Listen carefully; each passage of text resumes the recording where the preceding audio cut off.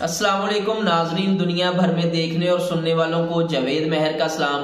नाजरीन, आज सबसे पहले बात करते हैं कि जो पीडीएम की गवर्नमेंट है इसने बाकायदा तौर पे अब इमरान खान साहब को रोकने के लिए नई हिकमत अमली तैयार कर ली है और इस हवाले से अब इन्होंने नई कोशिशों का और नई चालें खेलने का प्लान पूरी तरह से बना लिया है। बात यह है कि जब से इमरान खान साहब को गवर्नमेंट से निकाला गया है उस वक्त से लेके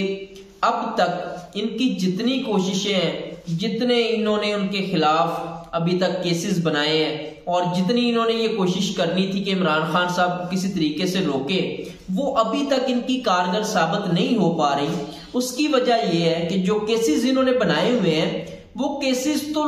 पॉलिटिकल विक्टिमाइजेशन के लिए लोग बनाते हैं। तो ये जो पॉलिटिकल विक्टिमाइजेशन है इसको पीडीएम की गवर्नमेंट ने जिस तरह से लेके आगे चलना है उस हवाले से अब जो है वो प्रॉपर प्लानिंग के साथ ही आगे बढ़ेंगे। और ये मैं आपको बात बड़ी वाज़ेह तौर पे बताना चाहता हूं कि इसमें जो एक मजहबी एलिमेंट है उसको मजीद अब ताकत के तरीके से और बहुत ही एक खौफनाक तरीके से आगे बढ़ाने की प्लानिंग हो रही है। और बाकायदा तौर पे इस पे जो है वो कुछ लोगों को टास्क दे दिया गया है। और होगा इसमें क्या होगा ये कि ये इमरान खान साहब के खिलाफ कैंपेन में अब बाकायदा तौर पे जो मजहबी लोग हैं और मजहब को समझने वाले लोग हैं और मजहब को फॉलोअर हैं जो मजहबी जमातों के, और इसी तरह से लोगों को कलेक्ट किया जाएगा और जो मजहबी रंग देने की कोशिश की जाएगी और इमरान खान साहब के खिलाफ दोबारा से इस चीज को लेकर के कैंपेन जो है वो शुरू की जा रही है। और इसमें बाकायदा तौर पे कुछ लोगों ने जो है वो प्रॉपर अपनी हिकमत अमली बना ली है कि इसको हमने किस तरह से लेकर के चलना है। तो अब तक की जो सूरत हाल है उसमें इमरान खान साहब इनसे बिल्कुल संभल नहीं पा रहे, क्योंकि ना तो सियासी तौर पे ये उनका मुकाबला कर सकते हैं, ना किरदार जो इनका है उस लिहाज से इमरान खान साहब के किरदार से इनका कंपैरिजन है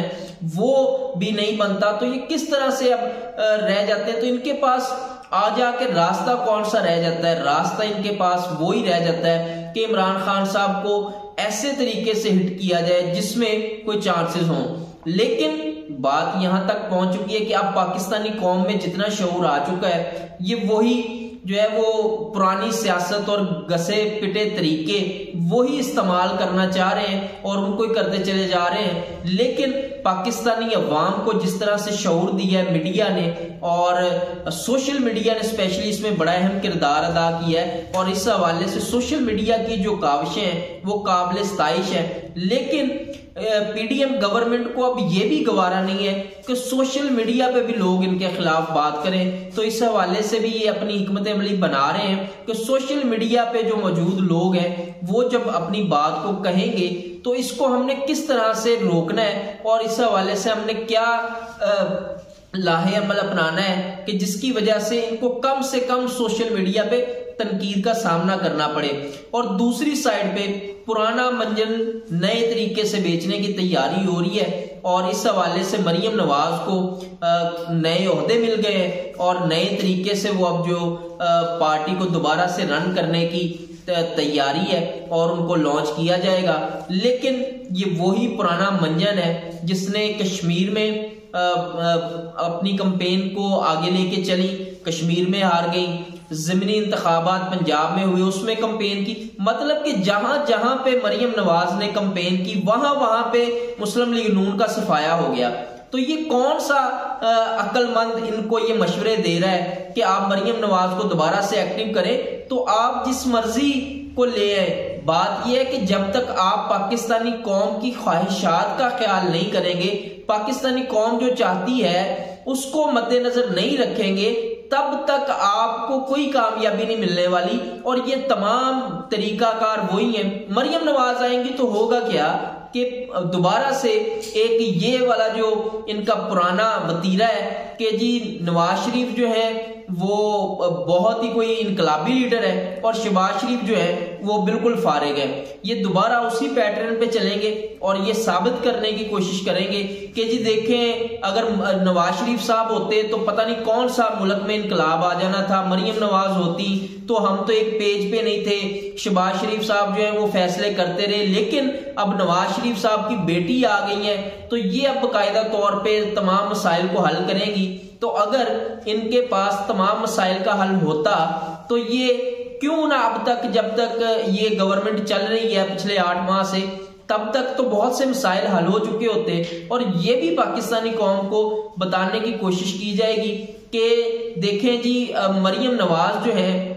वो अब आई है। लेकिन बात तो ये है कि जितने भी फैसले पीडीएम की गवर्नमेंट ने किए हैं उसमें तो नवाज शरीफ साहब की और मरियम नवाज की ताईद हासिल थी। आपको पता है कि कुछ शोशा भी इस तरह का छोड़ा गया था कि जी नवाज शरीफ साहब जो है वो पेट्रोल की कीमत बढ़ाने पे जब बात हुई तो मीटिंग से उठ के चले गए। बात तो ये है कि उसके बाद से कितनी दफा पेट्रोल की कीमतें बढ़ी, कितनी की दफा वो मीटिंग से उठ के चले गए, कितनी की दफा उन्होंने रेजिस्टेंस शो की कि जनाब। तो जितने भी अभी तक पीडीएम के फैसले हैं उसमें नवाज शरीफ साहब की ताईद हासिल है, मरियम नवाज की ताईद हासिल है, इनको सबको। और अब ये जो गुड कॉप बैड कॉप वाली पॉलिसी को दोबारा से लेकर के चलने की पूरी तैयारी में है, क्योंकि बयानियां इनके पास है कोई नहीं बताने के लिए पाकिस्तानी कौम को कि हमने ये पाकिस्तान के लिए बेहतर किया है, कुछ नहीं है। और ये बताते नहीं है कि हमने NRO 2 लिया है, जबकि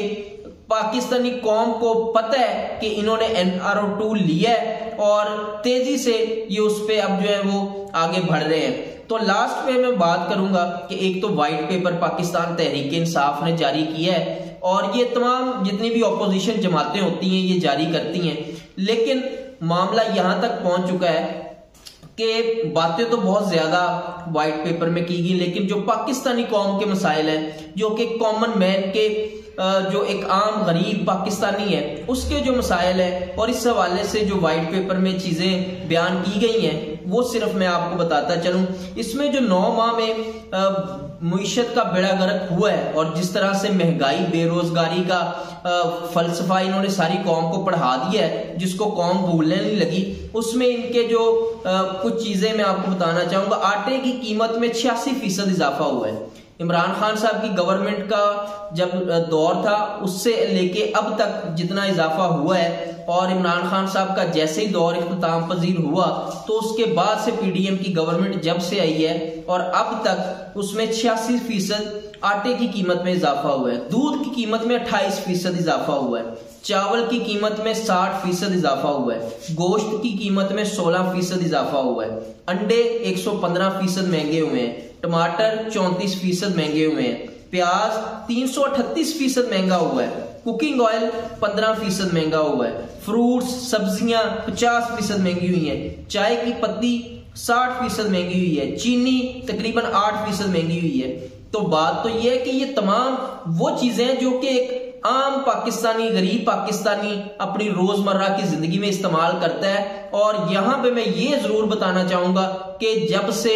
ये कीमतें बढ़ रही हैं, ये जो हमारा सो कॉल्ड इनकलाबी मीडिया है ये खामोश है। जबकि इमरान खान साहब के दौर में जाते थे भागे भागे मार्केटों में माइक लेके कि जी ये इस चीज की कीमत इतनी बढ़ गई, इस चीज की कीमत इतनी बढ़ गई, लेकिन अब इनके मुंह पे ताले हैं। ये कुछ जो है वो कहने से कासिर है क्योंकि वफादारियां सामने है। और लास्ट पे मैं बात करूंगा कि अब बाकायदा तौर पे आजम स्वाति साहब को रिहा कर दिया गया है और मैं यही कहूंगा कि इस भोंडे तरीके को अब मुल्क में बंद होना चाहिए कि किरदार